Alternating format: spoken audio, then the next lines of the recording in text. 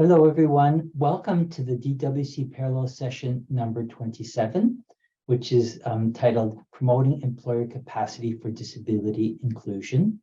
This panel session is hosted by two Knowledge to Practice initiatives. One is Inclusive Design for Employment Access, or IDEA for short, and From Invisibility to Inclusion, or I2I for short. Both are focused on promoting employer capacity for disability inclusion through the development of evidence-informed tools, guidance, and other resources using a co-design process. We're going to start off this session with two presentations, one from IDEA and one from I2I, followed by a panel discussion from some of the key participants in the two initiatives. So I'll pass it now on to Rebecca Gewurtz, who will be giving the first presentation for IDEA. Hi, everyone. I'm really excited to be here today. I'm just starting my presentation here to talk to you about IDEA, Inclusive Design for Employment Access, our social innovation laboratory. I'm Rebecca Gewurtz. I'm an associate professor at McMaster University, and I'm co-lead or director of IDEA. And Dr. Emile Tompa, who was just speaking, is the executive director. And the funding for our initiative is from New Frontiers in Research Fund through the Transformation stream. And we were funded for 6 years.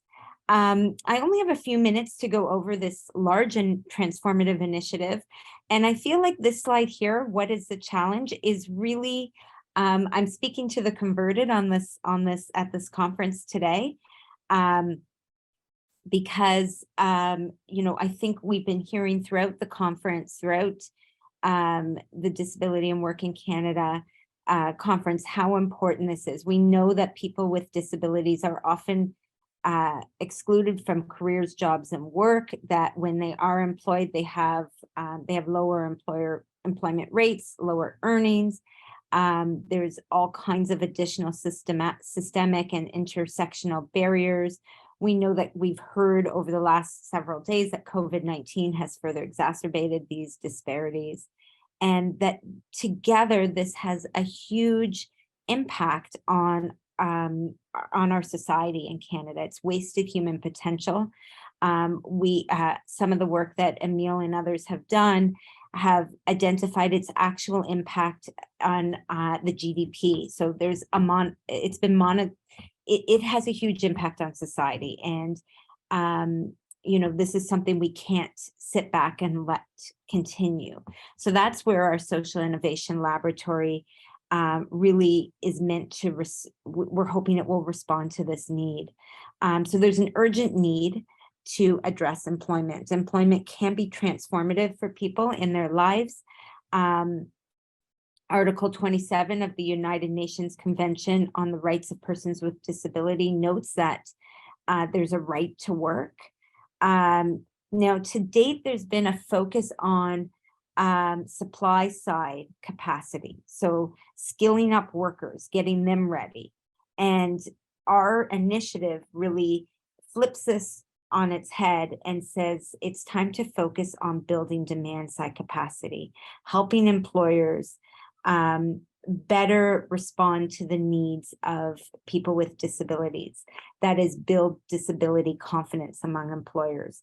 And from the work that we've done with many partners across Canada, we know that employers are definitely ready and willing, but they struggle, and they need tools, they need guidance on how to do this. So we believe we have a unique opportunity for breakthrough change to build disability confidence and demand side capacity. So that's what IDEA is all about. We have 3 core hubs as illustrated here and 2 cross-cutting hubs.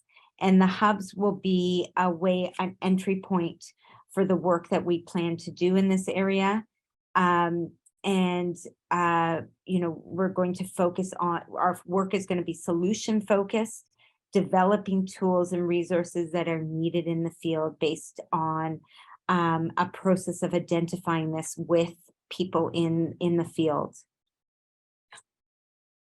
And then the cross-cutting hubs will make sure that we're paying attention to inclusive environmental design, and also disruptive technologies in the future of work.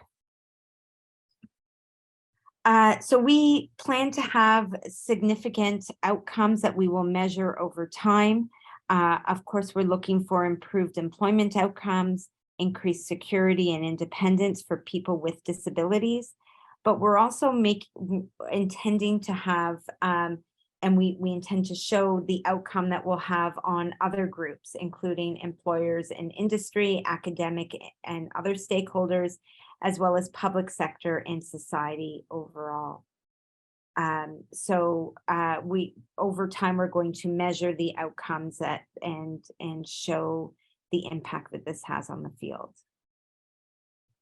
So that's our initiative, Inclusive Design for Employment Access. What I will add is that we are at the early stages of our 6-year project, and that we are all our work is partner driven. So we are interested in connecting and looking at the work that others are doing in this space.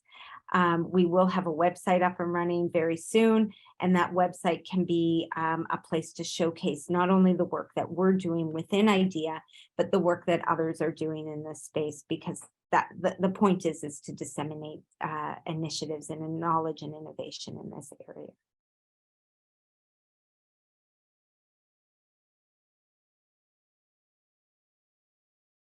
So I will stop sharing.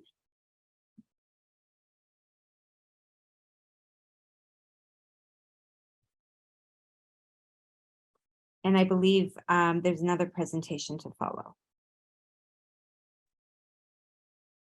Great, thanks so much, Rebecca.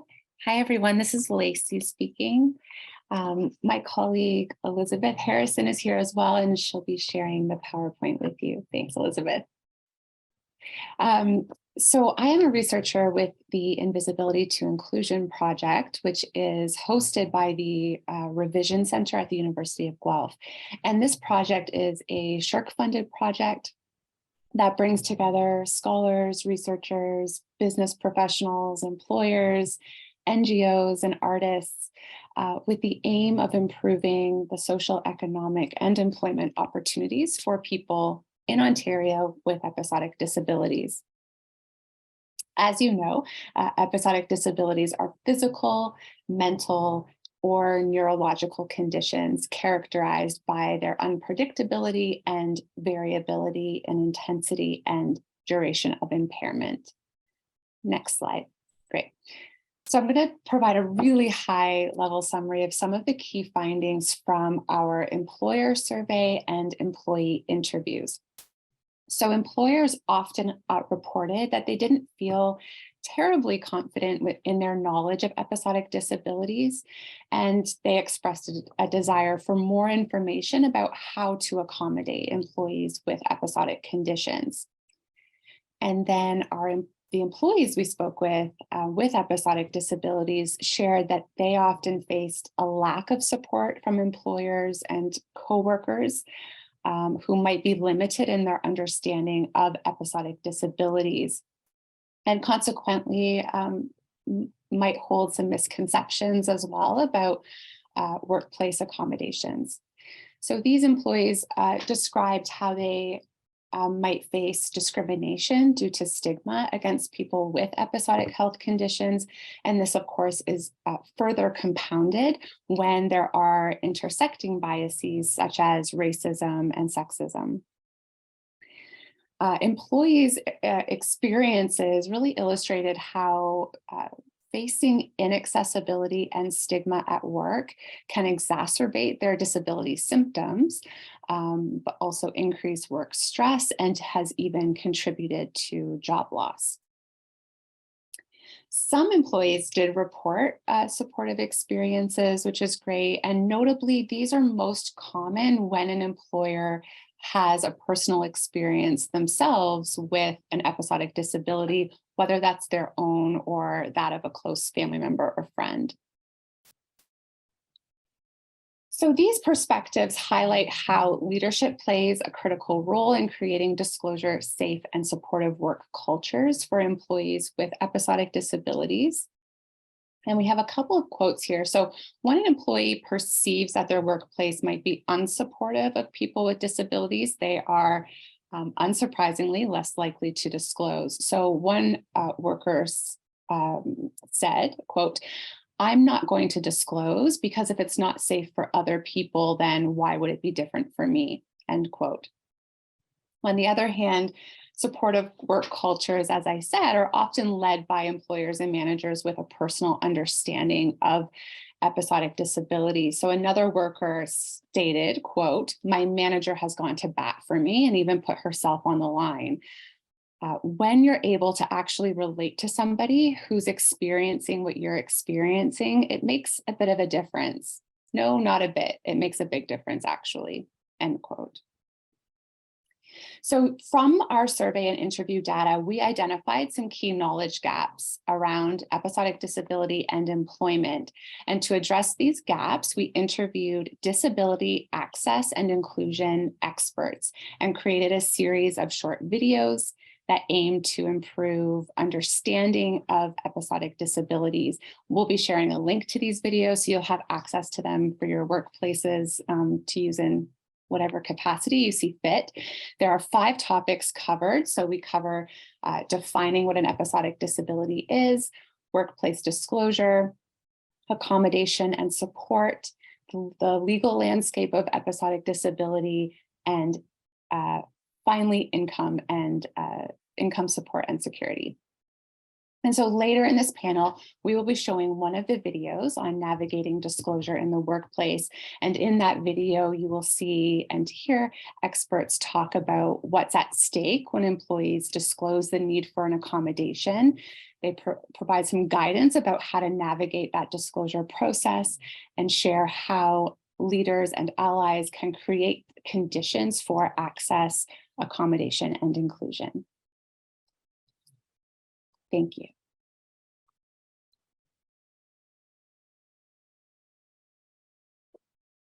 Thank you, Rebecca and Lacey. Now we're going to turn to our panel, which I will be moderating. So I'll ask the 3 panelists to turn on your cameras and your microphones.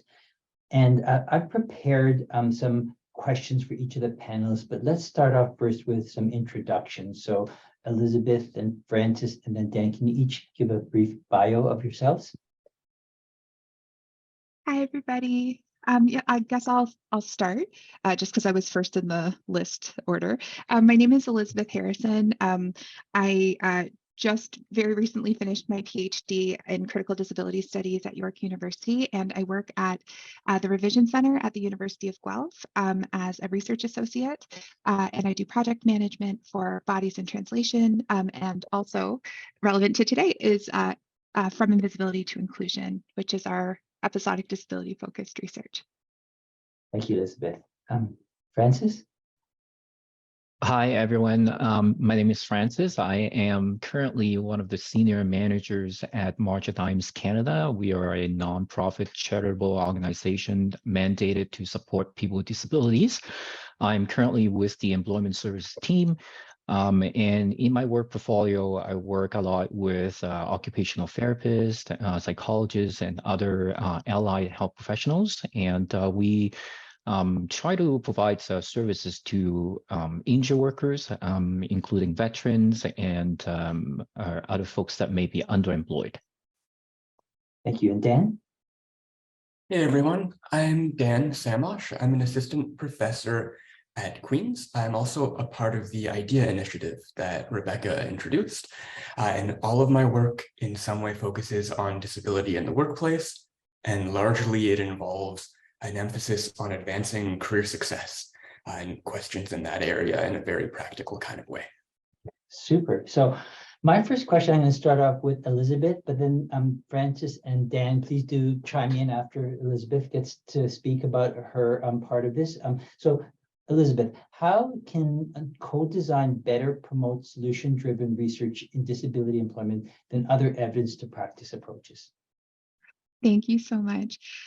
So obviously we all know that using a co-design approach to research does center the interests of stakeholders in a way that you just simply can't if you're not sort of putting folks at the center that way.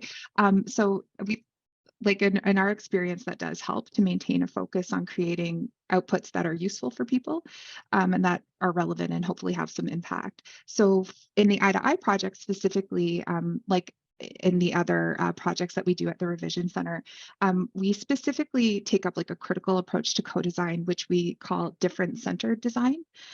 So like other forms of co-design, different-centered design brings together stakeholders who might otherwise be working separately, and we're trying to bridge gaps, of course. But what distinguishes the different-centered approach is that it emphasizes leading with difference. So in the case of Eye2Eye, our research team is made up of people with episodic disabilities, people with non-episodic disabilities, and disability allies. And we all have personal and professional experience with episodic disability and access, and together we think with difference. And so a different-centered co-design approach in research, we find breaks down the boundaries between researchers and participants. And so in our project, again, just to cite another example, many of the people who conducted our employee interviews for the Eye2Eye project themselves have episodic disabilities, the facilitators for our digital storytelling workshops. And if you saw, we've been presenting at this conference for a few years, which has been amazing. If you saw our presentation back in 2020, which seems like yesterday and 1,000 years ago at the same time, you might have seen one of our digital stories in our presentation then. So those are basically just short personal videos that are by people with lived experience. So in our expert video series, which Lacey was just talking about, participants with episodic disabilities from earlier stages of the research also took part as expert interviewees. And so that further deconstructs that relationship between experts and non-experts and highlights those overlapping professional and personal expertises that people bring. And we think too that one of the key sort of tenets of co-design is that, as you know, kind of as we've tried to kind of implement throughout Eye2Eye, is that it always engages stakeholders directly in the formulation of solutions for their specific environments. So as Lacey was explaining in the presentation, our employer survey showed that lack of disability confidence among employers. And then employee interviews and digital stories revealed key specific pain points in the employment journey for people with episodic disabilities.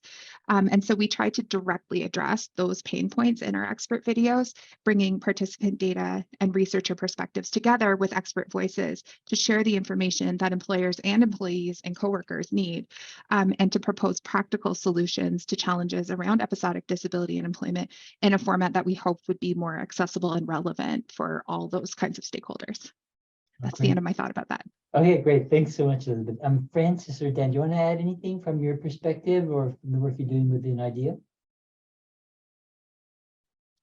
I can add something quickly there, just to say that from my perspective with the work we've been doing, like any sort of meaningful work or change here requires some degree of humility, right? Like one person's perspective is just not enough, no matter how many experiences we've had, no matter how much work we've had, no matter how many methods we know or whatever our background is, but that background is amazing. And it is a wonderful thing to contribute to these sorts of discussions. So with that understanding of we need co-leadership, co-design, if we have that humility and if everyone comes to the table with that, I think we can actually come up with some answers to these really big questions that, you know, respect the complexity of lived experience and life in situation. Makes sense. Yeah, definitely. And we really want to follow the philosophy of nothing about us without us, where the people who we're doing this work about have to be at the table, be part of the research process, right? Francis, did you want to add anything?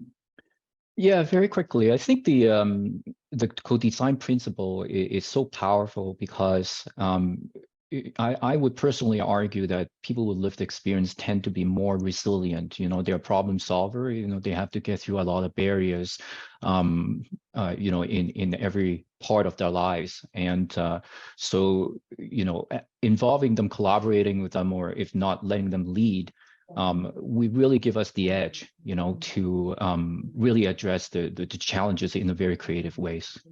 Okay, thanks so much. And Francis, I have another question for you. From your experience, and I know you work in the field in this policy arena, what are some of the priority areas where co-designed solution-driven approaches could help support what Rebecca described as demand-side capacity building, or that employer confidence building? Right. Yeah, I think when we talk about the demand side, we're referring to the employer's need for competent workers, and thinking about, the aftermath of COVID and in fact, Canada heading into a bit of a moderate recession. We can assume that during a recession, people tend to, buy less, spend less, and there's going to be production slowdown and whatnot. And that's actually going to contribute to, more chances for unemployment for people with disabilities. And, obviously with the stigma and, the misconception or misunderstanding that people with disabilities were going to require more accommodation and have less productivity, that's going to be very compounded. I think what we have to realize is that when you think about some of the higher level of government support to combat unemployment, they're mostly sticks and carrots. Legislation caters to compliance and wage and training subsidies and things like that. That tends to offset costs, and they don't really create a need for hire for employers. So it doesn't really increase the demands for hiring workers with disabilities. And you think about some of the funded programs on the vocational rehabilitation side or employment service side. They tend to deal with the supply side. They tend to prepare workers for work, and they are still going to be competing, against able bodies and, against those standardized off-the-shelf type of jobs. So I don't think these efforts are efficient and enough to really kind of change the landscape for people with disabilities in employment. So I think for the demand side capacity building, we have a great opportunity here to use co-design and solution-driven research, to engage people with disabilities to kind of, rethink what work could look like. We can work directly with employers, and we can take a look at how jobs can be redesigned, not just the work environment, but the work process and even work expectations. So I think that's a really good time for us to look at that. Thank you. And Elisabeth and Dan, your thoughts on priority areas for co-designing solutions to help support confidence building for employers? I just just to underline or underscore what Francis was just saying, which is so important. Disabilities are just so common. We have there are so many workers. It's 1 in 5 workers in Ontario have a disability. 1 in 7 have an episodic disability, specifically out of working age people as of the 2017 CSD data. It's not going to be optional for employers to deal with this. They're all people with disabilities are already in the workforce. We know that disabilities are growing as well, and so it just really underscores the necessity of dealing with that sort of demand side perspective as well, because that's who's in the workforce. It's disabled people, so we should be included. It's the end of my thought. Great. Dan? Yeah, I can also add there, one thing that I often find is that in practice and research, we focus on the individual getting a job. And then we don't talk about what happens after that. Often we don't talk about what happens after the probationary period, even early on in a job, which is really, really problematic. And I think it's a well-intended kind of stigma that gets perpetuated, because when I talk to people, then the questions are about, being satisfied with the job, often having a career, being able potentially to advance if that's what the person wants, or to move between positions if that's what the person wants. And so I think that is something that is critically lacking in a lot of what we do. And co-design is an opportunity for us to make sure all of those different voices are heard and are a part of what we build going forward, so that we aren't just saying, let's get jobs, but also saying, let's get jobs that are good, that the individual actually wants, and centering that kind of individual experience and perspective in the work that we do. Excellent. Well, that's a great segue for my next question, which I'm going to target you, Dan. Can you tell me a little bit about what you see as the most substantive challenges that persons with disabilities experience in their employment journey with an employer? Yeah. So the first thing to say there is, in that kind of really broad question. I don't think we can say there is like one experience of substantive challenges, because everyone's experience is different and complex, and we need to be flexible. A huge part of this work is to say we need to be flexible and respect the individual and center the person. So all these barriers are going to vary by person, and some people may express that they haven't experienced barriers too. But within that, we know that there are an array of barriers that people can come across, right? They can be environmental barriers, technological barriers, barriers that start well before entry into the workforce, that are educational in nature, accommodation-related barriers, barriers to disclosure, issues relating to career success and advancement, you know, and a big part of the IDEA initiative, barriers where the onus somehow is all put on the individual to navigate all of these issues rather than changing contexts, changing employers to be more inclusive, which could really help solve a lot of these issues. Now, having said that, in a lot of the work that we've done and that you see elsewhere too, there's often like a kind of distal or like a first barrier that leads to all of the other ones. And that barrier, the term for it are attitudinal barriers. So those are things like, you know, negative beliefs, stereotypes, fears around hiring someone or potentially promoting someone, or myths that people have about disability.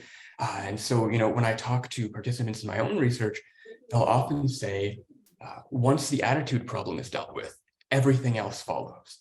And suddenly it's not that hard to deal with that thing that the manager said, oh, this is impossible. We could never do this. But when the attitude is changed to a strength-based perspective, to a this is a complex person in front of me perspective who can have multiple identities, and let them define themselves for themselves, not me or anyone else defining themselves, then those barriers tend to go away. So the high level perspective is to say that it almost always comes back to attitudes and myths that people have that are perpetuated. Great, thanks for that, Dan. Sounds like we have a lot of work to do as a society to make progress. There's there's lots of room for improvement. Francis, do you want to add anything to that? And then we'll move to Elisabeth.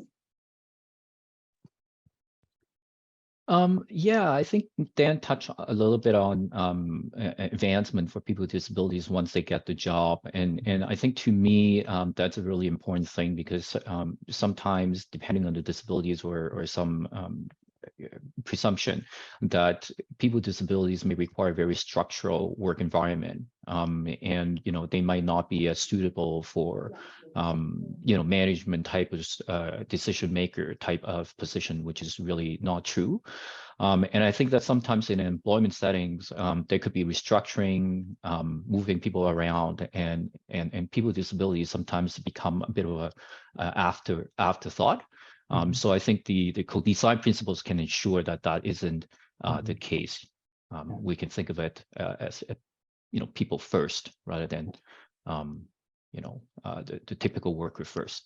Yeah, thanks. I'm glad you're emphasizing the inclusive design and also the career advancement. I think that gets often overlooked. Once people get jobs, you think, okay, we've done our work, we've got these people employed, but not thinking about the whole journey and like advancement and progress that they, like all other people they expect to make during their careers. Elisabeth, do you want to add anything to that? Yeah, just that small point around just it's relevant to the entire journey. Like that's what we really found in our research. Like people were successfully getting jobs.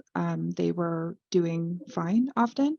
And then, well, relevant to the video we're about to show, like often that's what happened. Like when somebody disclosed the need for an accommodation or even directly disclosed that they had like a specific condition or even a disability at all, that's when the bias came in and like, oh my goodness, it was, like some really terrible outcomes for folks. Not always, but often. And so absolutely, like it can't just be like, that's such a critical point. It cannot just be like, oh, this person has a job and they succeeded in getting a job and it ends there. It never ends there. Like everybody we spoke with like had lots of stories about later on in the process. Like that's like most of your work life is doing the job, not necessarily the day that you get the job. Exactly. Thanks for that, Elisabeth. And you mentioned the video, so this is a good point to introduce the video. And Yeah, absolutely. Thank you so much. So we are so fortunate and lucky to have the chance to show one of our eye-to-eye expert videos. This one is about the topic of disclosure. So it's about 5 minutes long. It has open captions and audio description. So it should hopefully be accessible for folks. Yeah, so we'll talk a little bit more about it after. Does that sound okay? Eye to Eye, from Invisibility to Inclusion Expert Video Series. Disclosure. People with episodic disabilities and their employers need to know that disclosure is a difficult journey to navigate. Melissa Egan, National Lead, Episodic Disabilities, Realize Canada. Many people living with episodic disabilities struggle with the decision about whether to disclose or not. And then additionally, they struggle with the when to disclose decision, because often and legally we are required on job postings to offer accommodations to any applicant. However, when somebody asks for those accommodations, I have heard from many people with disabilities that they often don't get an interview if they're asking for those accommodations. Wendy Porch, Executive Director, Centre for Independent Living in Toronto.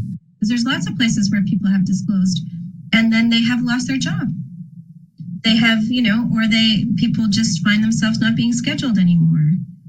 Kate Dusak, Manager for Equity, Diversity, Inclusion, Indigenization, and Decolonization Projects. So as an employee, I used to start deciding when to disclose an episodic disability only after my disabilities were causing me a fairly extreme amount of discomfort and distress. I don't recommend you do that, since the disclosure process, when I mainly wasn't accepting of my disabilities, and when I had spent a lot of my time and energy trying to hide my disabilities, usually increased the stress I was feeling, while also decreasing my ability to self-manage my disabilities. Leadership sets up a culture of inclusion and a conscious culture of understanding and promoting opportunities for accommodation. Without that kind of tone and that sort of culture set by leadership, people tend to bury that need and they keep working, and they work to the point where it looks like they're having a performance issue, which they're not. Tammy Yates, Executive Director, Realize Canada. Employers have a duty to inquire when they see changes in behavior, or again, referring to that shift in performance-related issues. There is first that duty to inquire. And on the employee side of things, the rights to request accommodation, but also the right not to have to disclose the diagnosis. Myra Lefkowitz, Workplace Wellbeing Services, Toronto Metropolitan University.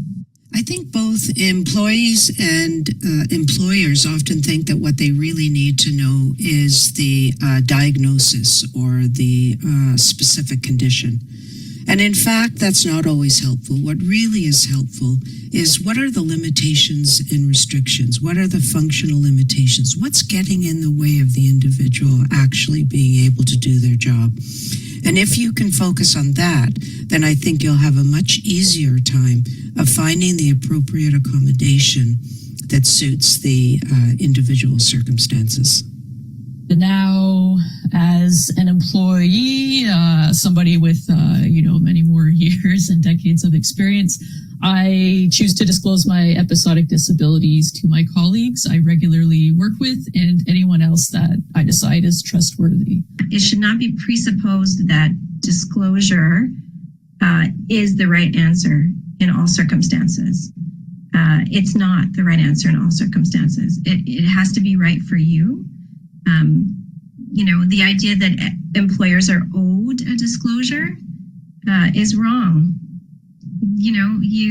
If you haven't set up a culture of accommodation and a way for people to know that asking for an accommodation is okay, you can't expect somebody to come forward and say, accommodate me, because why would somebody put themselves at risk?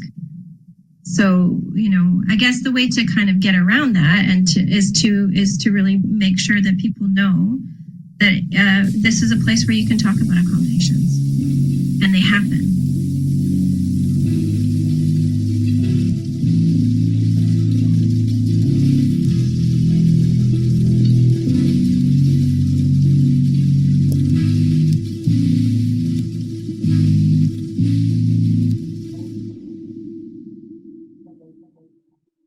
Wow, that's fabulous. Thank you so much. Do you want to, panelists, do you want to turn on your cameras again and your mics? So, Elisabeth, thanks for sharing that. Can you give a few comments on the video and particularly the evidence-informed process undertaken to develop it? Yeah, absolutely. Thank you so much. Obviously the video responds directly to the knowledge gaps that were identified in our research by employers and employees around disclosure. And so obviously disclosure is often the first stage in the accommodation process. And it's one that in our research we identified as a really critical inflection point in the employee-employer relationship. So the participant that quote that Lacey highlighted earlier showed that people often don't disclose the need for an accommodation in an unsupportive workplace, and that limits their access to the accommodations to which they're entitled. I was just noticing the question from Dr. Oldfield in the chat. That's such a good question too. When, if you don't have a supportive work environment, like points around universal design, workplace modifications that could benefit everyone, they may not even come up at all, even though they could benefit absolutely everybody. So when people do disclose in an unsupportive environment, they might face stigma and hostility. And in our research, that sometimes appeared to the point that the employment relationship broke down completely and people were forced to quit or they were terminated. So in a supportive workplace, in contrast, disclosure can lead to accommodations, or does lead to accommodations. It might lead to modifications, and it can be a significant opportunity to strengthen the employment relationship. And so in the video, we tried to highlight like some specific steps toward creating a supportive workplace with that culture of accommodation. So in terms of the process of making the video, we didn't outsource to technologists. We developed it ourselves by our research team using our literature review, our research participant data, and then input from experts on disability access and inclusion in the workplace. As you got to see some of the folks that worked with us, like we're so lucky to have their voices. It's just incredible. And so that approach enabled us to progressively develop in-depth knowledge of the issues around episodic disability and employment and to identify and bring forward solutions. So we formulated the interview questions as a research team, like all of us together. So we have people with expertise in disability law and policy, labor studies, critical disability studies, human resources, inclusion, diversity, equity, and access, and knowledge translation. And of course, as I mentioned before, many of those folks also have personal experience, lived experience of episodic disability and other disabilities. The research team also provided feedback on drafts of the videos, and we decided to make the videos like intentionally brief to have that focus on the most central concerns and needs of employers and employees. So the audience only sees a small fraction of the content from those in-depth interviews that we got to do with folks, but we're also using the full interview transcripts to inform other outputs and knowledge translation work. So basically our process distilled a huge amount of data, and we tried to bring scholarly rigor into a widely accessible format to create teaching tools that are usable and that help promote that kind of knowledge sharing outside of just the academic context. Thanks. It's really great. It sounds like there's a lot of background that comes into developing that video and a lot of good research that supported it. I'm going to move to then Francis and Dan, and if you just want to give your thoughts on some of the challenges associated with disclosure.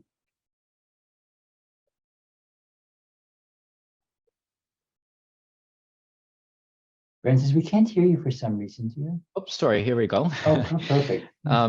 Yeah, I think for me, one of the things I would like to point out is that sometimes employers hire people with disabilities on because they were sold the notion that hiring people with disabilities is socially responsible things to do, and they're not completely educated on how to accommodate people with disabilities and the true cost of the accommodations and the benefits of actually hiring people with disabilities.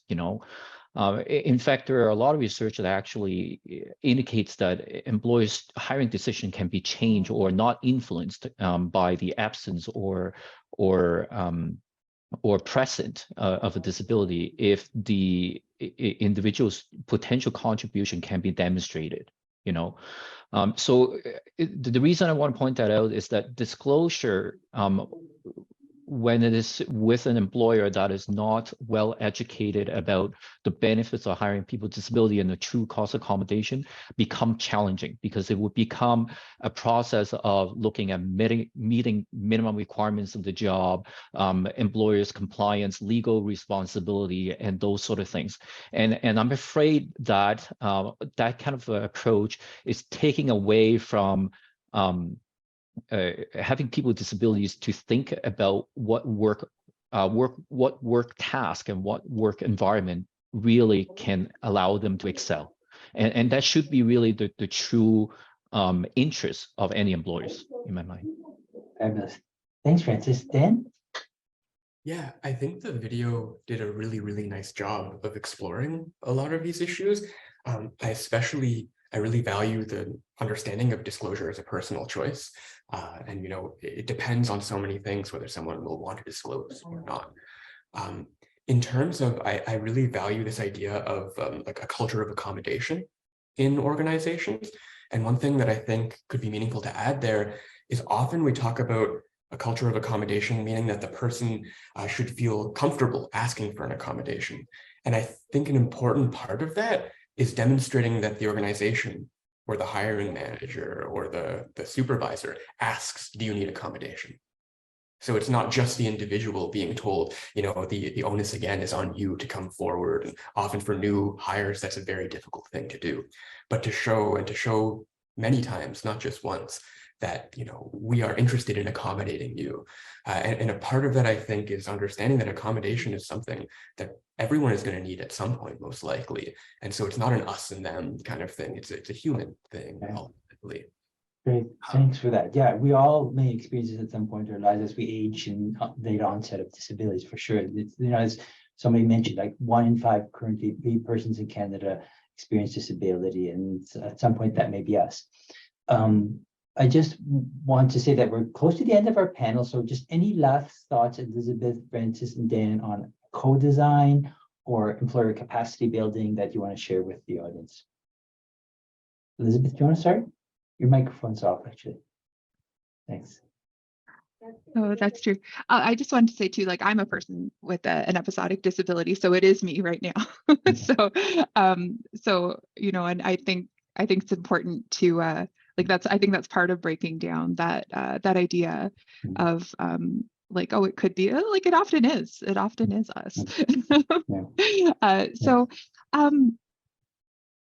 It's just I just think I just wanted to say, Dan, Francis, I really appreciate all your comments, and Dan, your point about just that aspect of the culture of accommodation being proactive on the employer side, like on that demand side that we keep talking about, is such an important one. I really appreciate that you brought that forward.